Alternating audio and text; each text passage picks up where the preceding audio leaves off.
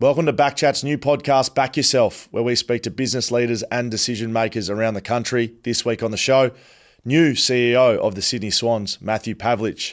This was recorded before he was appointed to that position, but we speak about his time as a player, how he used the lessons learnt at the elite level of sport and turned it into things he can use in business. It's a great story, Matthew Pavlich. Hope you enjoy.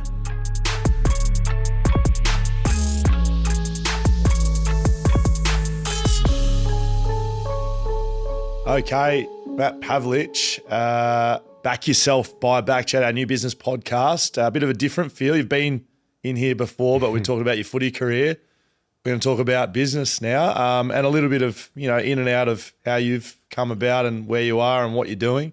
How you going? You good? I'm well, yeah. I'm looking forward to this, guy. I guess most people see me as the ex-footballer who's doing media, but I've got a bit of other stuff going on. I'm really happy to share some stories with you today. So, I mean, it is relevant. You played a long time for the Freo Football Club, and it's relevant to speak about that, but more so from a, business and education point of view. Like, what did you do during your career to set yourself up to move towards business and media? Yeah, I mean, I guess I was a bit of a nerd like this. I was always preparing for it to end, and not in the way that catastrophic. Oh, my career's going to be finished and delisted like Schofield. Yeah. I didn't have that issue, but it was more about into the AFL system. Firstly, you get your study paid for. You get a free computer. Okay, let's actually put that to good use rather than it just being something that is there from the AFLPA. So I still remember, 17, leaving Adelaide and mum and dad saying, hey, you got into your university courses, probably best you continue to go down that path. And the club, even at that stage, I think were probably ahead of the curve in a little way to the PDMs, and the people at the club were really encouraging. If you're at uni or you're getting into university courses, go and do that. And so I guess there was always a backup plan. What I realised is coming to Perth, where I did not know anyone like yourself. Uni gave me a couple of things. One was an outlet, meeting new people outside of the footy club, outside of the football environment. A balance, if I was playing well or poorly, uni was a great leveler because you'd go into a classroom or a lecture or a shoot and you were just like everyone else. And the third one was it gave me that kind of focus that if I was playing poorly or I was injured or, things weren't going great, you could actually put your efforts into something meaningful off the field.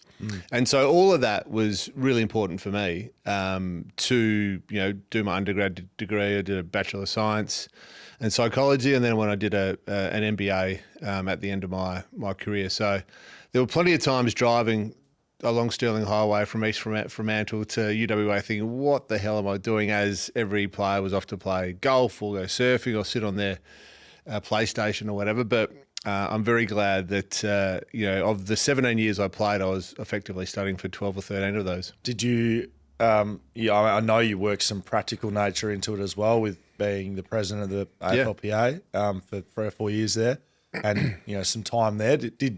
Was that a bit of boardroom experience, or was that more, the face of behind things? How did that work? Well, no, it was a passion. Representing the players, advocating for the players, standing up for players' rights was a passion and still is. And we'll get into that probably a bit further down the track, but really important kind of passion point for me, as well as brushing up on the executive /board /governance things that are required at that level, and to have an impact in the game. I think when you get to a point while you're playing, you can use your voice to actually start shifting the needle on things, whether that's at a broadcast level, whether that's at a club level, whether that's at a travel level. Yeah, and you can start to really impact and influence things in the game.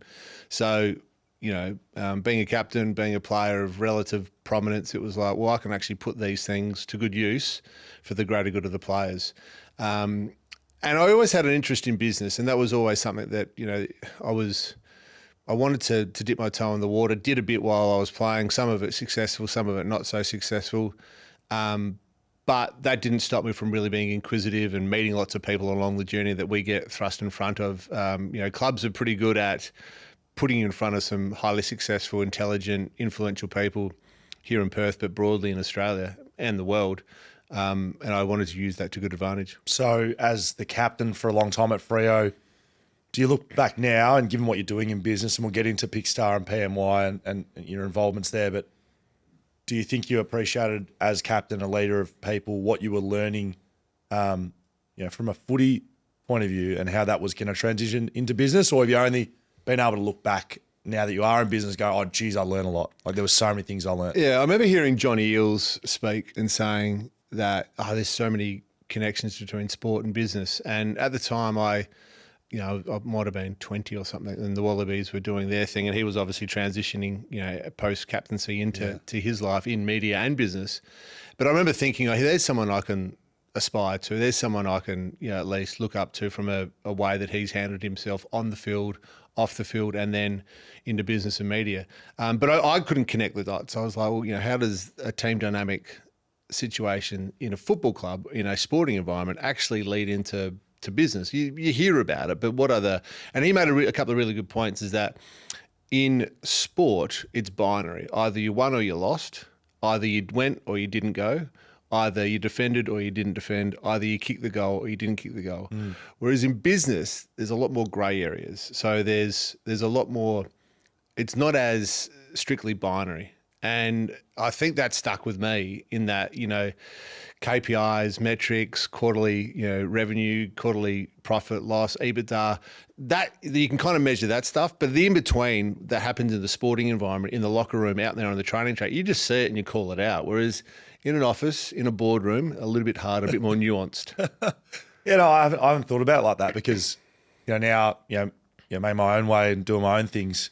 I do think that learn a lot, and especially like dealing with people. Now you don't get the direct feedback of, why didn't you kick it here? Why did you kick it to me? Because it's got to be instant and direct. You don't get that, but you do get, working in teams and dealing with people, and you get things like reliability. I think consistency and following a schedule, which. Again, I'm probably like you. Like at the time, you just like, well, I'm just doing what I'm doing. But when you come out of it, I think, and I don't know if you feel the same way, you go, we did learn a lot. If there was a degree, if somehow a university out there, so I'm looking at a few universities or TAFes or whoever it may be, if they can somehow come up with a course that captures all the learnings from a team dynamics perspective, from a leadership perspective, from a core management perspective, and bottle that and put it on a piece of paper, I think more athletes would come out of the game and walk into more successful, higher positions in the corporate world because they have all the soft skills in the world that everyone is searching for. They're reliable. You can trust them. They turn up on time. They generally deliver results. They are used to being held accountable. They're used to holding other people accountable. Like that is quite rare in the corporate world or in a normal office job. So all those soft skills, all those soft traits, as they're bracketed, are just gold. And all the things you do learn for 20 years, it's like osmosis. It gets in you and it never comes back out. So how have you transformed those things you learnt? What are you doing now? So I know there's Pixar, which you're co-founder and director of. And PMY Group. Yeah, I mean, well... so which was first? I guess I was a leader while I played the game, but I've been probably a support role more specifically with my business interests. So bench player, or are you sort of like a back pocket sort of operator? Yeah, what would I be? I'd probably be like an off-ball sort of wingman, just doing all the hard yards up and down, but not necessarily getting much of the nut, not much of the ball. That's a good analogy. Chris Maston or someone like that. Sort of your team, or Tenda Mazungu. A lot of the grunt work. Which every team needs. They do. Well, I mean, so and the two business partners that I sort of landed with, Paul Yeomans, who founded PMY Group, and then James Begley, who founded Launched, as it's being reworked, which is the Pixar Group, are the creative, are the driven, are the smarts, are the ones that have taken the huge risks to go out and do it by themselves. And I've played a very supportive role in a number of different ways, whether that is capital, as in investment, whether that is BD, whether that is personal support, whether that's raising further capital, which we can get into a bit later, networking, leadership, governance roles. It's pretty I guess I would say I'm a jack of all trades when it comes to what I'm doing these days in those two businesses. So, but certainly a more of a support role. The founders and the large executives of those groups have been the main reason why they've been successful. So how's that been? Because you've been the man, like, listen to me, this is what we're doing, everyone on my back, to supporting. Like, how's that been for you?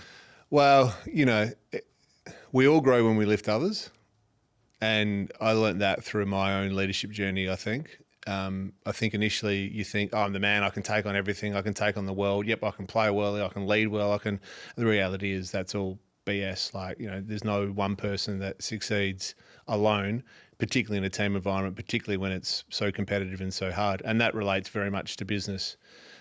All as gifted as Paul is, and as smart as he is, and as hardworking as he is, there's no way he would have been able to go and grow PMY like he has without the support of myself and plenty of others.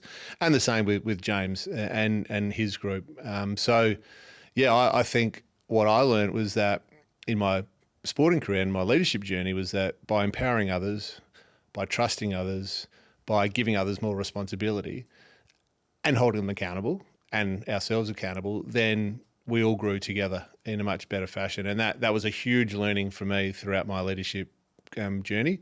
And I've certainly applied that. And I feel very happy to play, sometimes abdicating responsibility can be a really powerful thing. And pushing it over to someone else to say, well, you're the man now. What do you need? I'm here to support you and support us has been a nice transition for me. So what was first? PMY, you sort of involved in that? Yeah, so PMY was founded. So Paul was he's my schoolmate. So we've known each other for, 30 plus years. And charismatic, smart, hardworking, and fun, like to be around, and someone who we were just drawn together, way back at year 7 or 8 when we first met. He founded the business in 2008 after being involved. He's a lawyer. He was involved in sort of marketing, talent, and also rights deals. And he went out and started by himself. Had an office in Albert Park, 2008. So what's that? 17 years ago. Yeah, it's a long journey. That's the other thing that we can talk about, that overnight success doesn't happen without actually just some hard yards and putting in all that effort for 17 years. He had an office all by himself in Port Melbourne. Started it off, was doing commercial rights deals for AFL teams, for netball teams, just doing some stuff, where he could, consulting. And it was probably around that time when stadiums were being redeveloped in Australia. Think Marvel, think Adelaide Oval, SCG, here at Optus. Some of the expansion clubs even. Yeah, correct. Yeah, up into New South Wales and Queensland. There was a fair bit of complexity around technology. There was a fair bit of complexity around who are the right people to manage this, from what's going into this stadium, what's going into this precinct from an end-to-end technology solution, as well as being able to commercialise things like LED TVs and Wi-Fi and point of sale and all these things. And so, he was ahead of that in terms of understanding where that niche was going to be in the market, and started picking off some stadiums. But, I still remember in 2015, 10 years ago, they were only generating $1.5 million of revenue. I think 10 years later, that is off the charts in terms of growth where that company is at now. And that's come through acquisition, that's come through organic growth as well. But where is it roughly, if it's 150? It's a pretty decent expansion. So they've grown enormously. But it was, one, about identifying where the niche in the market was, 2, identifying the right people to have in that team, and 3, having some serious nuts, some serious balls to go after that by raising some capital. So, went to the mums and dads in the barbecue crowd to begin with, asking cap in hand for some cash. Here's the journey we're on. Here's what we're thinking about doing. Can we start that? Which is a pretty, it's like being naked in front of a group of people you've never met before. Sort of, it's a pretty challenging thing to do. Still a cap raise though, sort of. Right. What, getting nude in front of people? Yeah, why not? Cap raise. Cap raise, correct. Right. Yeah, cap in hand, correct. And I think that's, and I had to do that 3 or 4 times. The business wasn't making money for probably 8 years of its early existence, but saw traction, saw revenue growth. You involved the whole time?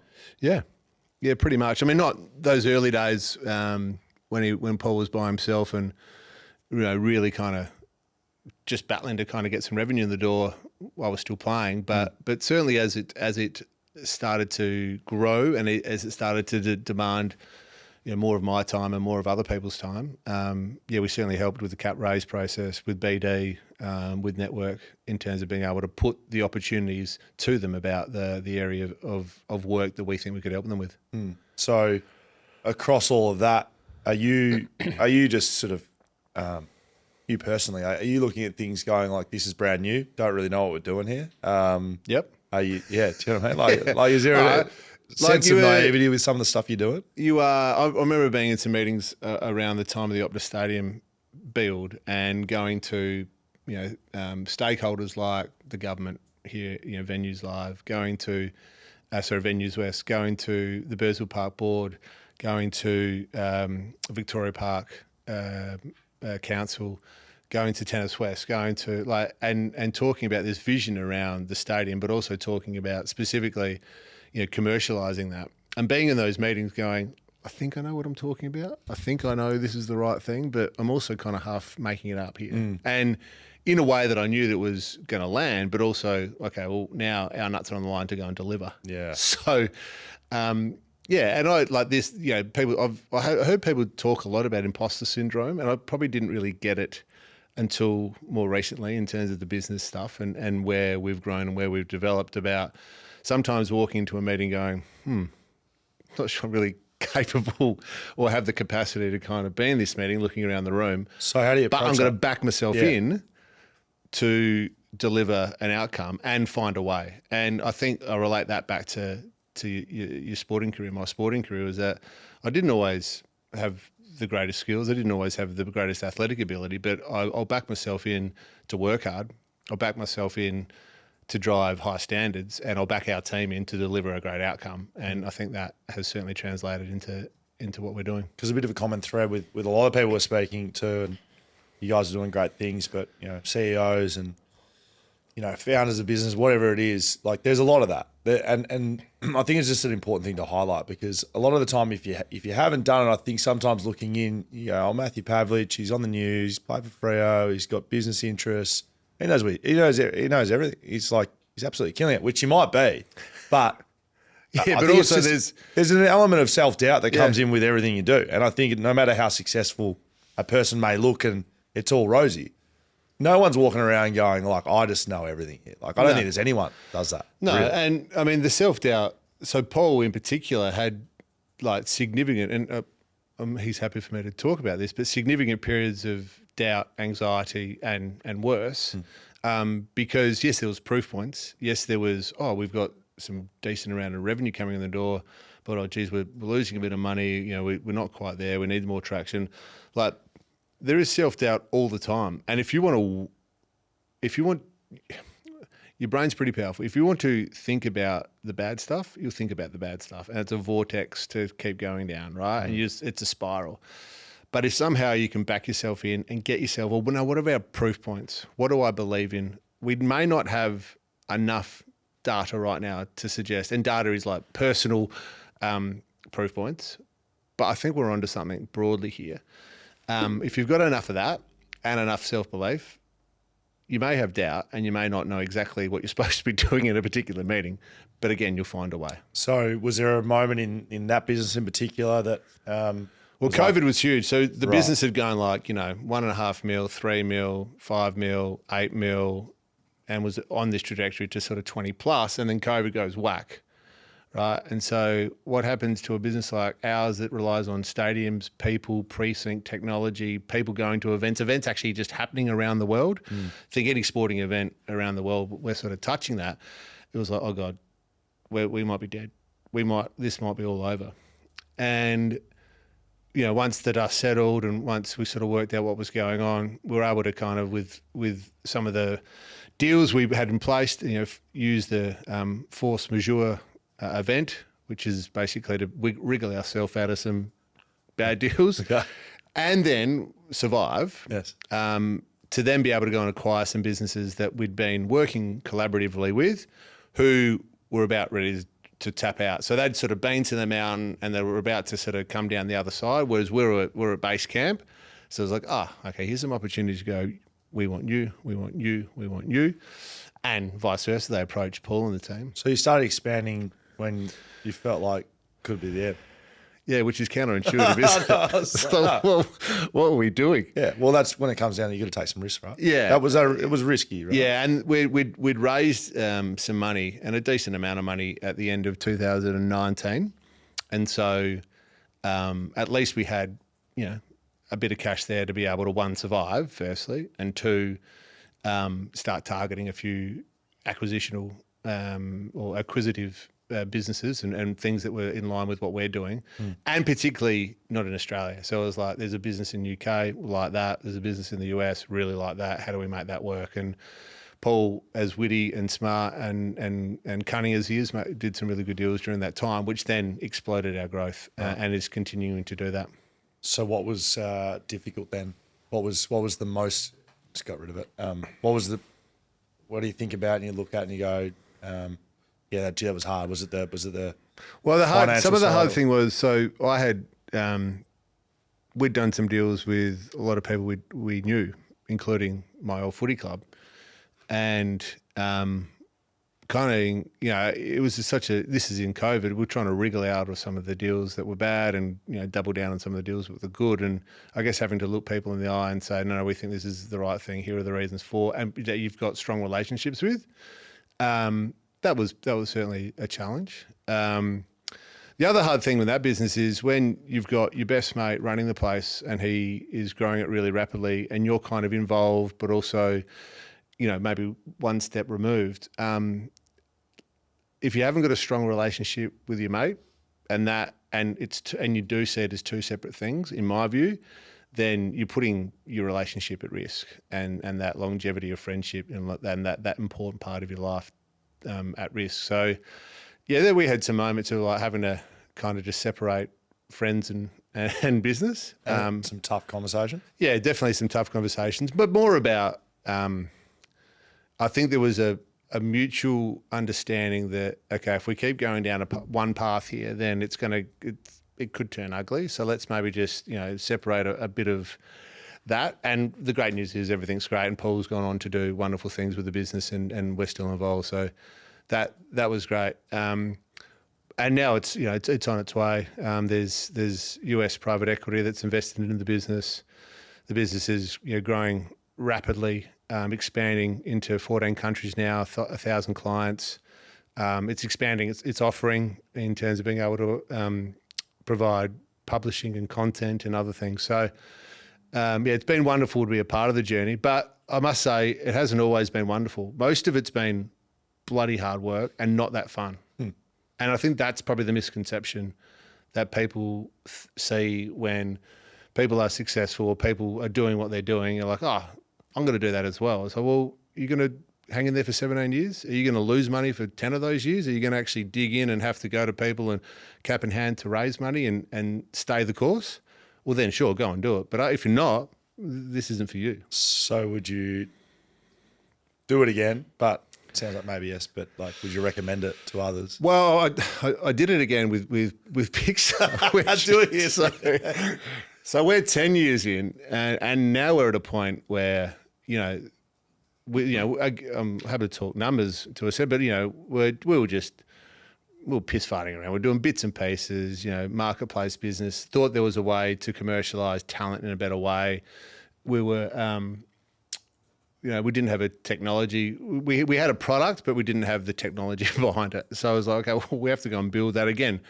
Had to go to some people to raise some capital, had to do that, a number of times over, which, is not fun. Like anyone that's had to go and raise capital and significant capital time and time again, and having done it sort of twice, I sort of feel very gross about it all. Why is it not fun? Why is it gross? Because you are asking people for their money. Asking people for their money, hard-earned money that they've, backed themselves to do whatever they've done successfully, and you have to take carriage of that equity and go and deliver an outcome. And I certainly don't take that lightly. I know some people buy it, but that's a heavy burden on me. So that's not much fun. But if you believe in your product, if you believe in your vision, and you get a great team behind you, then ultimately you'll get there. But it's taken 10 years and it's taken 17 years in the two businesses that I've been involved in to, see the light at the end of the tunnel is not an oncoming train. So if Pixar was just, what'd you say? Pissing around, whatever it was. Well, and now it's launched. Yes. Yeah. Well, so we sit right now as a technology product that sits in the middle of commercial rights holders, brands, talent, agencies, and creative, probably influencers / the creator economy. So we only had one product, which was, okay, how do I find Will Schofield to attend my event next Thursday night? I've got $5,000. Generally that person had the $5,000, ran into a manager, they ran into a club, they ran into, well, where do I find Scoey's details? So we wanted to, I guess, democratise that a little bit to say, well, Scoey's probably willing to do something for maybe 10 grand for Scoey. But I've got a story to share with you, sure, that no one's ever heard, which is always good for podcasts. Okay, well, I look forward to that. And how do I get to him? So, building a marketplace to be able to transact in a much more efficient and effective manner.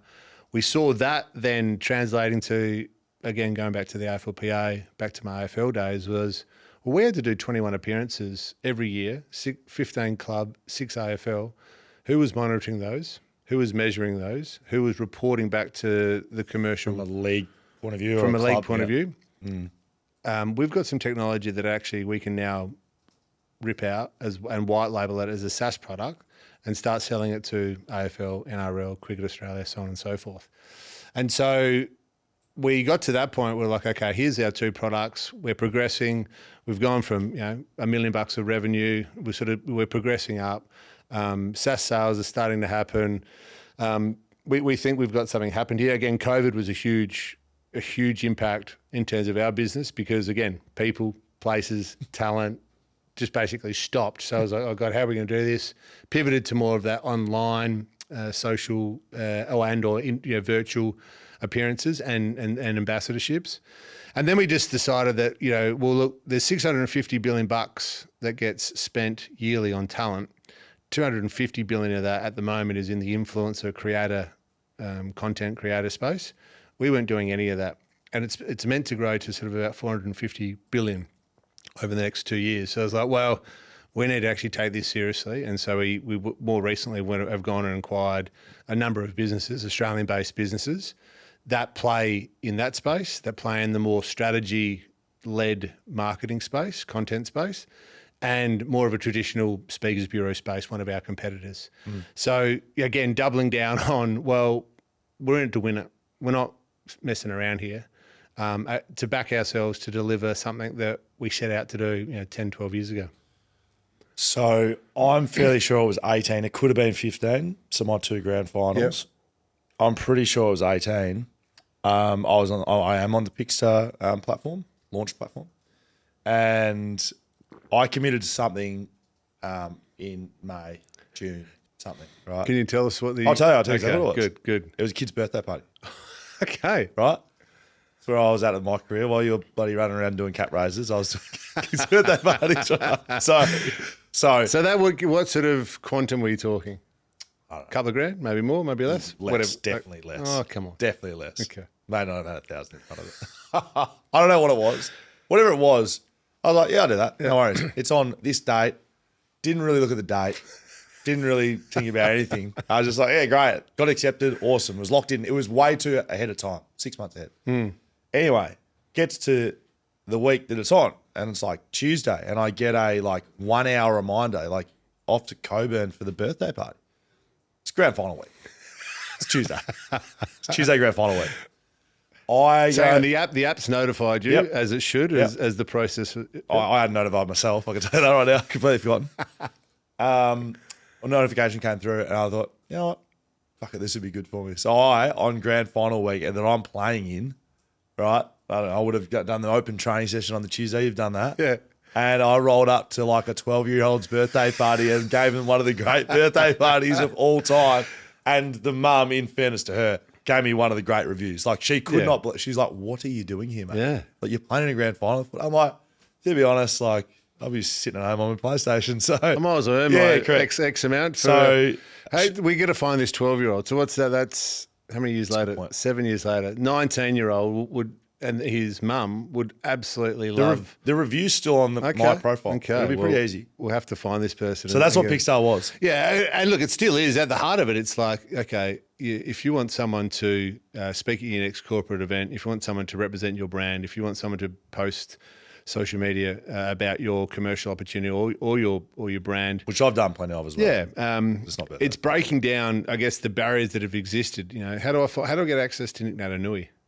How do I get access to Nat 5? How do I get access to Will Schofield on grand final week for a 12-year-old birthday grand final week?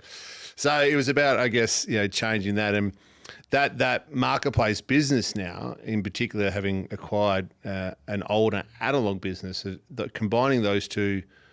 If you think about it, an old world business that was operating for 35 years in an analog way, and combining that with our, I guess, what we've tried to see as a modern way of connecting via technology, is really a substantial contribution of what we're doing over and above the other acquisitions we've recently made. So we haven't been outward just as yet about those, but there's more to come on that. But again, that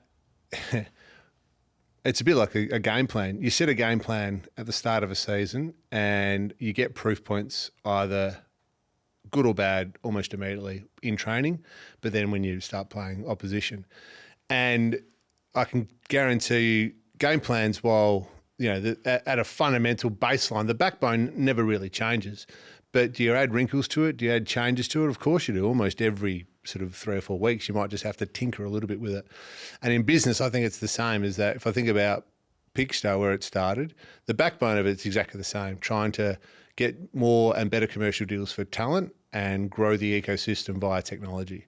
That hasn't changed. How we've gone about that, how we've attacked that, has certainly had to change because of the industry that we work in and the way that we've had to adapt. And PMY is 100% the same. So, what's the biggest challenge in that area though, with launch and what you're doing with Pixar and then your SaaS platform? Well, most people say, "Oh, that'll never work." Right. Most people say that'll fail. Most people say, "Oh, that's not a great idea." Most people say, "Well, what's your contribution margin? What's your profit margin? What's your EBITDA? What's your all the financial language? It's so important. What's your CAC, your customer acquisition cost? All the things that become really, really crucial to how you measure your success." But it's a bit like again on the footy field. Why is someone successful? Because they make a mistake and they go for the next contest. They get to as many contests as they can. They may not win all of them, but you get to as many contests as you can. It's the same in business, that you're going to get knocked back, particularly if you're trying to challenge the status quo, particularly if you run into agents, particularly if you run into rights holders that say, "Oh no, we've got a compliance system that's better than that. We don't need your product." You're going to get more no's than yeses. But it's that resilience piece, it's that determination, it's that fierce belief in yourself and your team that you'll find a way. That I think most people that are trying to start a business or grow a business or exit a business will have experienced at some point. How important the group that perhaps you have here? You're South Australian, you live in Western Australia, you're prominent here as a footballer in media and now in business, and then I guess probably the travel you've done around that. Like, how important is the close connected group? Like, you talking about close mates and family, or bit of both? Yeah, bit of both. Like both sides of it.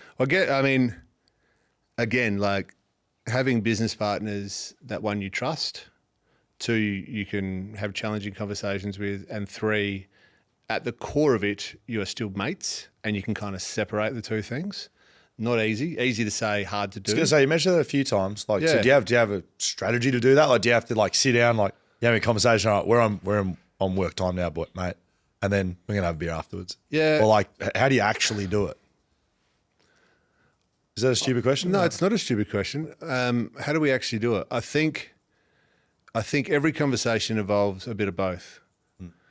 You know, probably most of the conversations around business, but at some level it'll be about fun, it'll be about banter, it'll be about, you know, what's happened on the footy on the weekend or whatever it could be. So a bit about a little bit about family, and then most of it's about what, you know, why you're engaging. But it's also probably the chemistry, right? Like if you're around someone enough, like you got to know, both of you got to know, we're not taking the piss here. This is a serious conversation, and you know, we're going to be able to go hard at each other, and you got to have the respect and understanding. Yeah, and I think it helps that, you know, we all played sport together at some level beforehand. So there's probably already been a, hey mate, why didn't you kick it to me? Or hey mate, that wasn't good enough. So there's already been that level of robust conversation that's existed in the past. So then, as it relates to you, you were terrible in that meeting. Where were you? Or where was your head? You know, having that level of, or, you know, hey, next time make sure you respond to that Andrew, because Andrew's really important to our business. If we don't win his work, then, you know, we haven't got a company. Like having that honest, upfront, robust conversation is really hard, particularly it's with your mate. But in a sporting environment, what we're used to is it comes from a place of, I care about you, I care about what we're doing, I care about us, but I'm not going to shy away from, mate, that wasn't good enough. Have you vice versa as well? Have you had any specific moments that you've really butchered? Like in business, like is there something that you're personally responsible for that you think about a lot, or is it just a lot of them? Oh well, in both businesses we've spent a lot of money developing our technology products, which if I had more expertise in that area, we could have probably saved a bunch of money. Yeah. So that sits with me. I remember being we'd sort of grown our SaaS product pretty well, and we were in front of a very prominent VC institutional capital business, and I fumbled my words. I said wrong things. I completely butchered and it was about halfway through. About halfway through, I'm like, this is going nowhere. Like, how do I get out of this? And the problem was they just kept peppering us with questions, and you know, I was like a deer in the spot. I just couldn't. Like Dragon's Den sort of operation. Worse. Worse. It was just like, get me out of this meeting. And the problem was I'd asked a favour of someone very prominent in our industry and who's to get the meeting.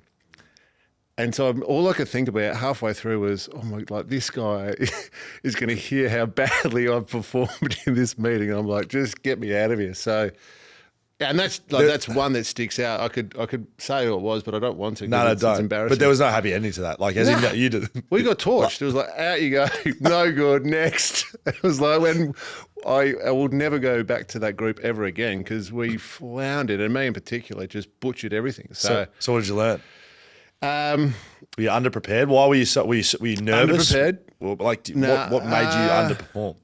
So underprepared. Like I remember, I'd flown. This is how bad it was. Lauren, we'd just had our third child, Will, and I was like leaving early morning flight to go over to the eastern states for this meeting. And I thought I had everything packed the night before, but I didn't. I brought my wrong shoe, so I had like a dark brown leather shoe and like a really light shoe. So you were rattled before. I was rattled before, and so I'm chasing around trying to find some new shoes, and we're walking around, and I was And then, you know, the preparation, we was like, okay, here's our slides. We'll present our slides. We'll present the case, and then we'll open some questions. But they changed that immediately. We're like, no, we just want to start with some questions. It was like, oh, so often sort of smacked already. Sort of, how do we? And then was, oh, we'll bring this up. And then anyway, it just all went terribly wrong. So, I guess what you learn is, one, be prepared for any situation.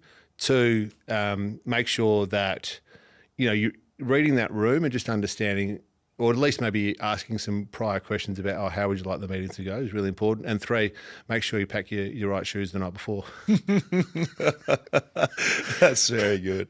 I feel like they saw you coming a bit. 100% they did, yeah. They were like, we're just going to... Who are these ex-AFL players? They can go and get, That's a very good story, mate. Well done.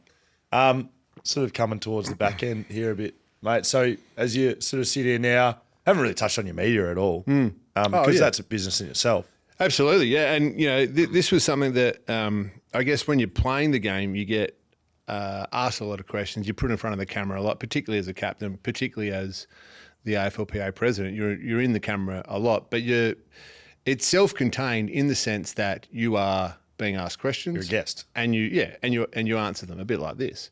Whereas, when you make that switch, you're now the one having to create the content, come up with something creative almost every week.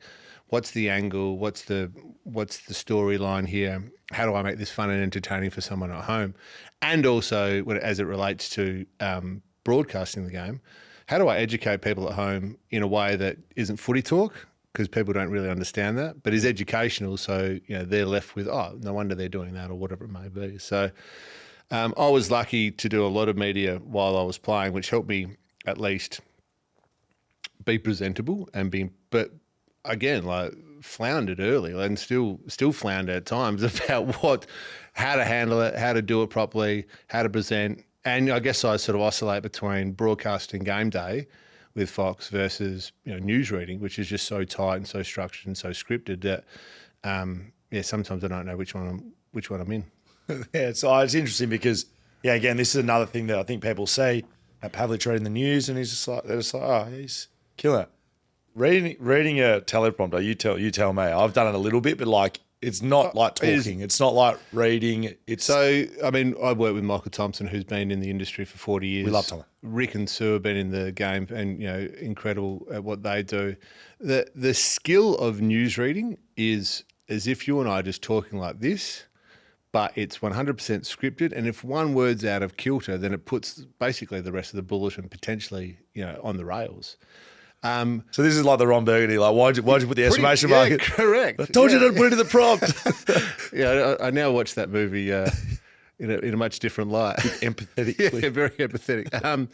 No, it's hard. And, I bug it a lot up, but you kind of just, again, you make a mistake and you move on. So, and the more you do, the more you get better. So if you can kind of hang in there, put another brick on the wall every particular day, that consistent effort, that consistent application, and keep practicing. Again, being prepared. I think that's, if I can say one thing, being prepared, reading your scripts over and over and over again, rehearsing, practicing, absolutely crucial in an environment that is very different to being in a football game, very different to doing a podcast. Does it all tie back together, media, business, now that you're out of footy? Do you think it all works together? It does. Well, yeah, no, I wanted to, once I retired, which is, 8.5 years ago from the game, I wanted to do some media and I wanted to get involved in business. So I've sort of been able to tick those two things. And it does provide, good family flexibility, good amount of intellectual challenge for me. And it also provides with some really substantial growth opportunities in terms of what that could look like financially. So is it easy? No. Do I have to compartmentalize my life really, really well? Yes. Is it what I want to be doing forever? Don't know. That's something that I'm still probably working out. I often say to people that they often ask me, was this what you always wanted to do? I was like, yeah, to a certain extent, but I still don't know what I really want to do when I grow up. Right. So, I'm 43. I should probably be grown up. Probably be grown up by now. But sometimes having a relaxed intensity about your plan is important. And what I mean by that is the backbone of your plan is in place, but it's not going to be linear. You're going to have to be able to sort of move and shake and do things in between that to make sure you get the end result that you're hoping for. Can you give just a specific strategy or specific thing you do to compartmentalize? How do you actually because you've got a lot of fingers, a lot of pies, a lot of balls in the air, all that sort of stuff. How do you actually do it? What we're doing, managing your diary. Managing your diary, making sure that you block out those times really efficiently. And I mean for exercise. I mean for family time. I mean just bang, they're in the diary. Because what I realised after 20 years of being barked at to run faster, lift heavier, move quicker, physical exercise is so important for your mental health, your mental stimulation, your ability to function every day. So exercise is really important. Your diary is really important. And then just taking the briefest of moments to go, okay, what am I walking into? Who am I speaking to? What's the purpose of this meeting or presentation or whatever it may be? And then you're away. Just that little moment, it could be 2 minutes, it could be 15 minutes to do some preparation before you walk into the next thing is absolutely crucial. Could be checking your shoes, making sure Make sure you get the right shoes. No, I used to play, I don't want to bring back the footy, but it just made me think of, I used to run through the banner every time. Yep. And I used to, as I ran through, check I was wearing the right socks and short. Like, do you know how mental that is? Why? But honestly, it became a... Just habit. Yeah, it became a touch. Some guys have got that trigger. Yep. My trigger, I'm playing footy now, it was like, have I got my right socks on? And here's my shorts Actually, that reminds me of a story at the G one day, and we were playing Collingwood, wet, windy day, slippery, and I was like, I'm going to wear screw-ins today. Because Ross is going to kill me. Yeah, if I slip over the goal square. So we've done the warm-up. This is 2012. We were on the rampage into the finals. Warm up in my runners because I'd had Achilles and issues. I was getting a bit sore. Anyway, go back down. You take your jacket off, whatever it may, jumper on, ready to go. I'm warming up still. Got my runners on. Wasn't thinking about it. Run out into the ground. Got my runners on still. Got sort of all the way around, talking to the boys, and then the fitness coach said, Pav, you still get your runners on. It's like 2 minutes before the bounce. No. And I'm like, But you got an issue with shoes. You got a problem. So I've had to, I think fortunately they were on the bench or something or other, so I just quickly ran away with it. It's like, yeah. but like sometimes this is the thing, like you can get so focused on a job at hand or so focused on that you don't care of the things that really matter, the little things, and they're so important. Very good. Last question. I've been asking this of everyone. If you're talking to maybe a young person listening to this, or yourself, like young Matty Pav, what's the advice you'd give knowing what you know now? Looking It's back? really hard. It's really hard, and I'm not sure you're up to it. But like, back yourself, have belief, surround yourself with good people, and know that there's going to be like some really dark moments of like, I think this might blow up. I think this may not work. But as long as you trust your own self and your own work ethic and trust those people around you, then you will eventually be okay. But it's not going to happen anytime soon. You have to be in it for the long haul. Yeah, and you won't know what you're doing, and even when you're 43 years old, you're waiting to find the thing. Mate, that's back yourself. Did you enjoy yourself? Loved it. Thanks, Scully. Good. Thanks for being with us. I was going to say we'll see you next week, but you're done. I'll see you Friday. Yeah.